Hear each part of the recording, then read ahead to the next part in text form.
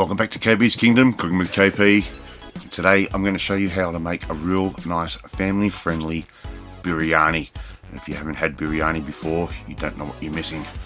Alright, let's get on with it. 2 cups of basmati rice, which we have rinsed under cold water to remove any of that fine silt that sometimes appears in the rice. And I'm adding to that 1 teaspoon of cumin seeds straight in on top of the rice, just like I've done there.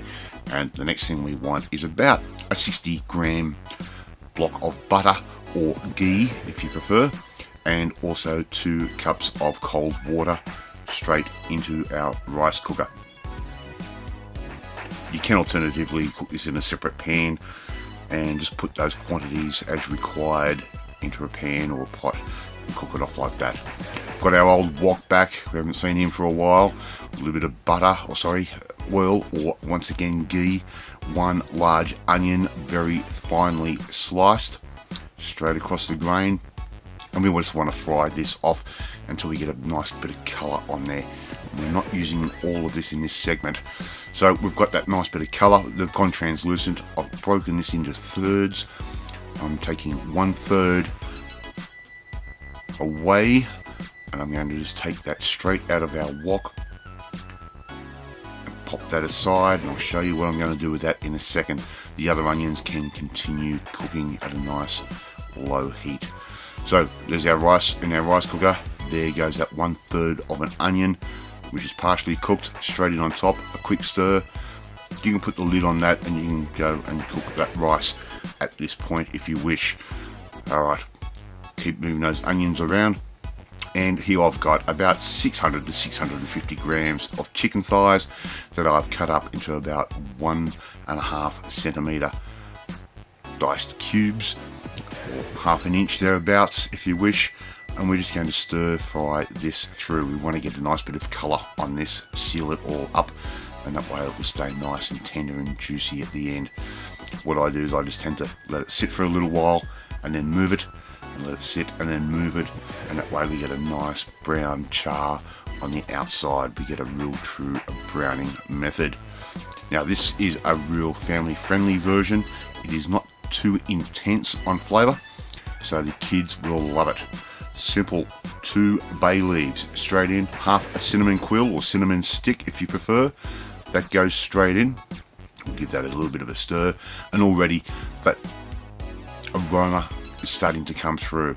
So here I've got 1/8 of a teaspoon of clove powder, and I've got a teaspoon of cardamom seeds, and also a teaspoon of ginger paste.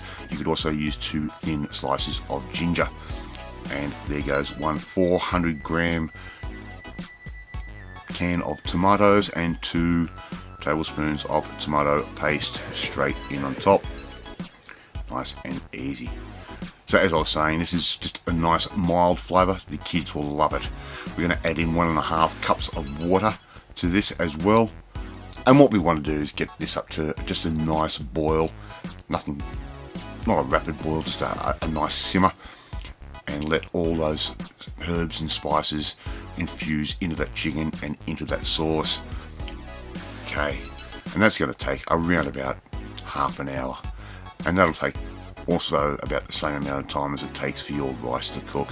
A good pinch of salt, especially if you're using a salt reduced tomato, and pepper to taste. Come back every now and then and check that and see if it does need more salt. Our rice is cooked, our sauce is reduced and thickened slightly. I'm going to put all of our rice into our rice cooker. Just be careful, it can stick sometimes. And all we're going to do now is fold that rice in on top of all that beautiful chicken and onion and sauce. And the smell of this is amazing. As I said, this is a nice simple version. The kids will eat it, as it is guaranteed. And there we go. I think we're getting pretty close to serving up. Just beforehand, I've had about 1/4 cup of slivered almonds. Stir those through slightly, and that's going to give it a nice nuttiness that we all love. It's a beautiful Indian dish. Alright, I'm going to plate this up. So, I want to see you try and make this one at home. I also want to thank you for watching this video. If you like it, hit that like button. Gives me confidence. It should make you feel warm and fuzzy too. Don't forget, hit that notifications bell. You'll be notified every time a new video goes up, hopefully. And I want you to come and join the family. Hit that subscribe button and you'll never miss another one of my videos again. I will catch you next time. Bye!